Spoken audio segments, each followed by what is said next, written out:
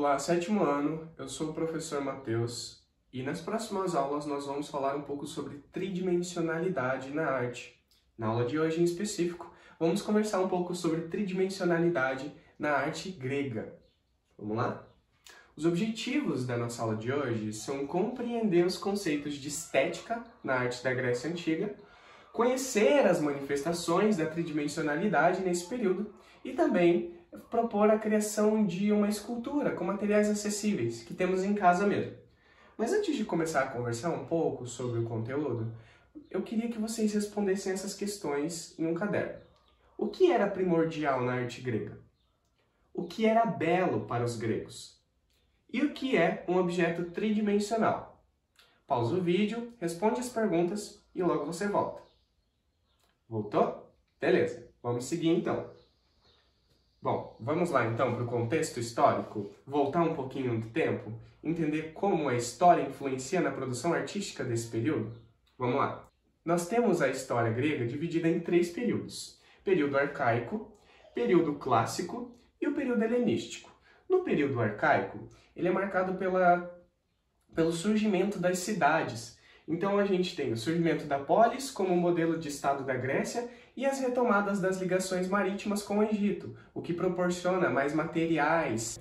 No período clássico, é o período de maior desenvolvimento dos gregos e da sua cultura, como a filosofia, por exemplo. Nesse período clássico, a arte ela é idealizada, sem muita expressão. Mas isso muda um pouco no período helenístico, porque no período helenístico a Grécia ela foi conquistada pela Macedônia e iniciando a fase de difusão da cultura grega pelo Oriente. Nesse momento, a arte grega ela ganha emoções, sentimentos nas suas formas de expressão, ganha sinuosidade também. Bom, continuando, vamos falar agora um pouco sobre o período arcaico. No período arcaico, a gente tem as oligarquias substituindo reinos e o surgimento das primeiras cidades. Como assim, professor? Agora o poder não está na mão somente de famílias, de reinados, né? Agora o poder está na mão das oligarquias, das pessoas mais abastadas de dinheiro. Também tem o começo de uma busca por um ideal de beleza nas obras de arte. E no corpo também. Vasos de cerâmica, chamados de ânforas, são objetos decorativos também. Paredes de templos, tumbas, prédios da cidade e até mesmo as ânforas foram decoradas com afrescos, que é uma técnica de aplicação do pigmento em massa ainda fresca, né? Aí ela seca e o pigmento seca junto com a massa. Na arquitetura, a gente tem os primeiros edifícios públicos e também a escultura foi fortemente influenciada pelos egípcios nesse período. Temos também o epidauro, que é uma estrutura arquitetônica projetada para acontecer as tragédias, comédias e histórias de heróis gregos. Então a gente tem aqui o epidauro.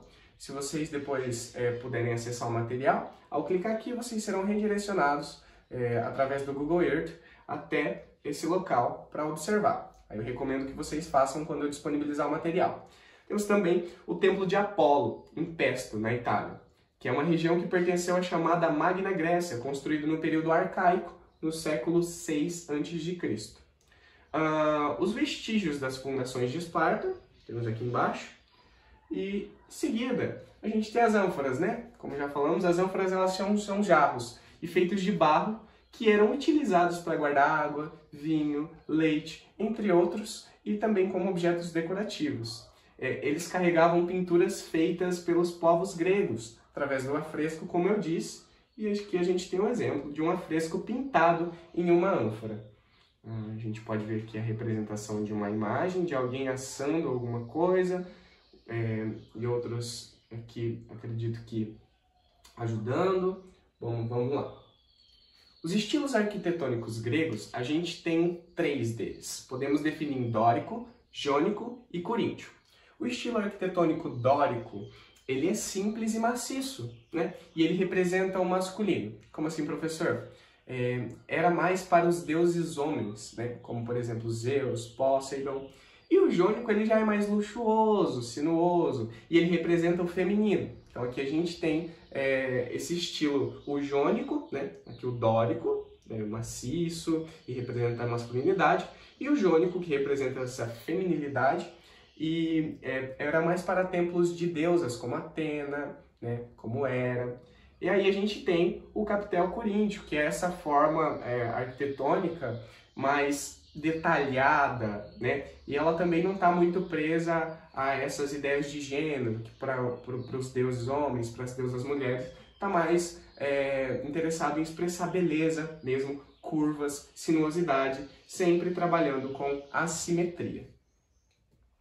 Em seguida a gente tem o período clássico. No período clássico, a gente tem Coré e Couros. São duas formas de estátuas inspirados nos egípcios, porque a gente tem aqui a frontalidade, a gente tem o equilíbrio, né, do corpo das esculturas, e a gente tem aqui Coré, que são as mulheres, e ela está vestida, e a gente tem o Couros, que é o homem, que ele está nu, né? Nessa sociedade a gente tem a participação muito mais dos homens nas decisões públicas, mulheres não eram consideradas cidadãs, então a gente pode perceber que isso dizia também alguma coisa sobre essa representação do corpo do homem estar nu e da mulher com roupa. As primeiras esculturas gregas em que os homens eram esculpidos nus e as mulheres vestidas. Com o tempo, no período clássico, as esculturas elas começam a ganhar a ilusão de movimento e surge o uso do bronze para o material melhor resistir. O mármore antes podia cair, quebrar, então os ângulos diferentes do frontal começam a ser experimentados, né? Como a gente tem aqui um esportista que vai lançar um disco. No período helenístico, a gente tem uma busca pelo realismo. Agora a representação era feita não apenas de acordo com a personalidade, mas também segundo as emoções e estados de espírito de um momento, né? Então a gente tem aqui curvas, sinuosidades, posições não convencionais, o lado diferente do frontal. Por vezes a escultura ganha, a escultura grega, ela se funde à arquitetura. Então as paredes começam a ser esculpidas, ter as esculturas ali em sua composição. Poderíamos citar várias sociedades e suas identidades culturais, mas com base em regras que priorizavam as questões que envolviam o tema beleza, vamos encontrar no povo grego um dos maiores exemplos de influência no mundo ocidental. O conceito de beleza da antiguidade clássica buscava o equilíbrio, a harmonia das formas e havia também um cuidado com a simetria, né? Como a gente pode ver, as imagens buscavam esses ideais de beleza, né? Voltando lá no começo, então, qual é o conceito de beleza para os gregos? Depois de tudo isso que a gente viu, dá um pause no vídeo, veja o que você havia respondido lá no começo e vamos dar uma olhada nessas imagens. Vamos lá para a nossa escultura, para o nosso objeto tridimensional?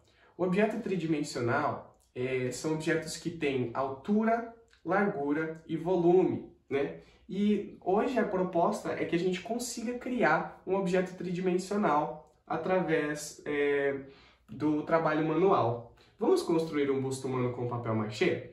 Os materiais que nós vamos precisar vão ser um tubo de cola, palitos ou espátulas, pano para limpar as mãos, alguns papéis velhos que seriam para jogar fora. Observação, hein? Para a modelagem podem ser palitos de dente, churrasco, sorvete ou algo que sirva para fazer os detalhes da escultura. Atenção! É preciso que vocês façam essa parte da atividade um dia antes da nossa próxima aula. Vocês clicam aqui no tutorial do papel machê, né? Para vocês verem como que a gente vai começar a construção dessa pequena escultura, ok? Bom, aguardo vocês na próxima aula com essa atividade já realizada, beleza? Muito obrigado, pessoal. Até a próxima aula.